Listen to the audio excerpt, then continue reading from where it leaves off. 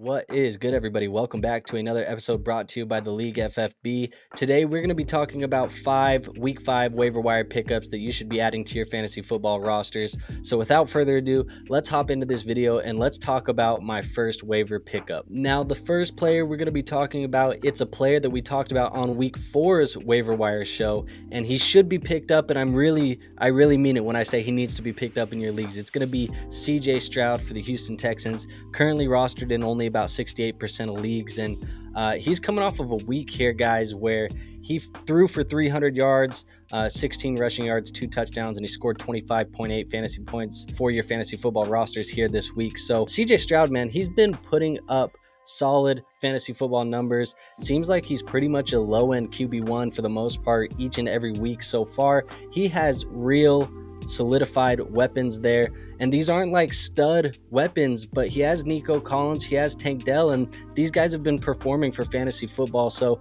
Stroud is a must add in all formats for me for fantasy football purposes, and I think he could be a low-end QB1 for the remainder of the season as long as things stay the same. Now, the second player that you should be adding in your leagues is going to be wide receiver Jameson Williams for the Detroit Lions. And Jameson Williams, man, he's a receiver that we've been waiting on for a little while now.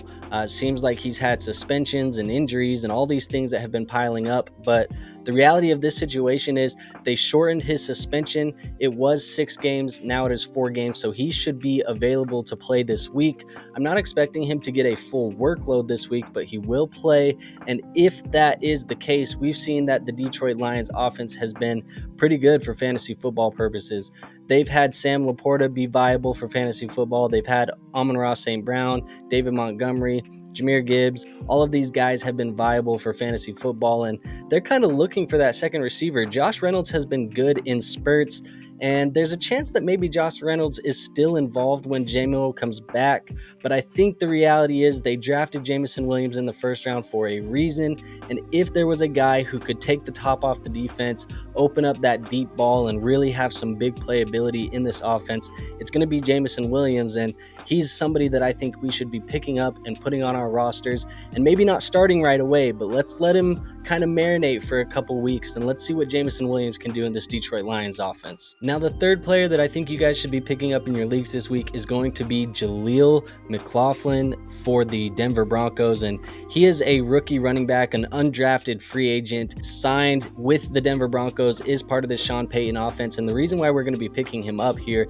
is because Javonte Williams suffered an injury in this week's game against the Chicago Bears, and there's still not a lot of clarity on the injury at the time of this recording. I do know that it's not expected to be as serious as previously thought, so we may not miss a ton of time, if any time at all, for Javonte Williams. However, Jaleel has shown solid burst. I mean, we've seen him do it at the college level, and we've seen him do it in flashes at the NFL level. He's coming off of a week here where he had 72 rushing yards, 32 receiving yards on 10 touches, finished with 19.5 fantasy points for you in week 4. Now, he's only rostered in about 3% of leagues, so I think if you have Javonte on your rosters, you should be adding Jaleel, and even if you don't, maybe you can have room on the end of your bench to throw Jaleel on there and see if Javonte is able to go here in week 5, because if he isn't, I think Jaleel should be worth a flex play this week in his matchup against the New York Jets. Now, the fourth player that I think you guys should be adding in your fantasy football leagues this week is going to be Tyler Boyd, wide receiver for the Cincinnati Bengals, and the reason why we're adding Tyler Boyd is T. Higgins fractured his ribs this week in a game against the Tennessee Titans, and if T. Higgins were to miss time, it's still kind of up in the air whether or not he's going to miss time or not. It seems like it will be a pain tolerance kind of issue for T. Higgins, but again, if he misses time, Tyler Boyd should be picked up. He does get a matchup this week here against the Arizona Cardinals, who have been giving up some fantasy football points to opposing teams, so if Higgins misses this game this week, Boyd is a solid play. It is kind of a get-right game for the Cincinnati Bengals. The Arizona Cardinals have been pretty bad against fantasy football quarterbacks this year, and even even though Joe Burrow could be without T. Higgins, he's going to rely on one of his old buddies, Tyler Boyd, and obviously Jamar Chase in a matchup that should be pretty easy for Joe Burrow. So we'll see how things pan out this week with the Bengals and the Cardinals, but Tyler Boyd should be picked up in case T. Higgins can't go this week. And last but not least, my final pickup of the week is going to be wide receiver Michael Wilson for the Arizona Cardinals. And Michael Wilson was a draft pick for the Arizona Cardinals here in the 2023 NFL Draft. They've added him to this offense because they needed another big guy with the departure of DeAndre Hopkins, and Wilson has kind of fit that role. He's coming off of a week here where he had 7 receptions on 7 targets for 76 yards and 2 touchdowns, 26.6 fantasy points for your teams here this week. He's only rostered in about 5% of leagues, and this is a team that is going to be playing from behind pretty much every single week. We know that eventually they're going to be getting Kyler Murray back. Now, I'm not saying that that's going to be anytime soon, but that is something that we could consider, because if you have a bench spot, Michael Wilson could be worth a stash here at the end of your bench, because he is going to continue to improve as he gets more experience here at the NFL level. And like I said, this is an offense that is going to be throwing the football a ton. They're playing from behind virtually in every single game, and they need another weapon to go alongside Hollywood Brown and Zach Ertz. So Michael Wilson, definitely worth a stash. He is getting a decent amount of targets, and he does seem to be that deep threat on this offense. So that is all I have for you guys today. If you did enjoy the video, go ahead and hit that like button for us. It is the best free way to show our channel some support, so every single one of you guys that do that, we truly do appreciate you.